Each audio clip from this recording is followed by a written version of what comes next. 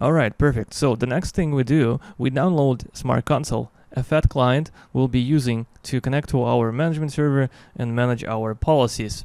There are two ways how you can do that. The first way, you get it on your Gaia portal. Once you connect here, over here in general overview page, you have an ad saying manage software blades using SmartConsole. We can download it right here when you click it, and then save it to your computer. So we're gonna click save.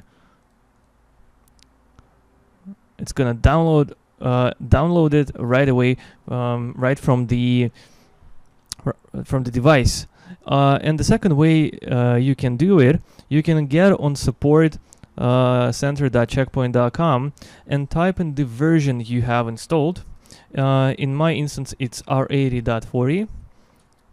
We're gonna click enter, the same way as we would get Gaia, and go for the first link with a lot of stars here.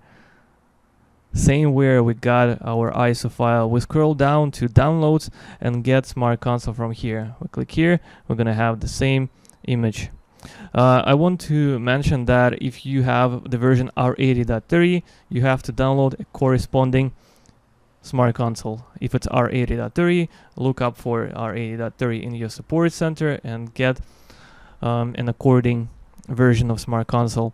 Anyway, so once we have downloaded that, then click run.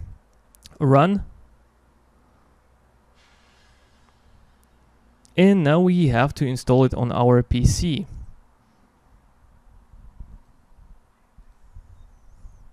It takes a little bit of time to check the integrity of the file, the hash sum and stuff.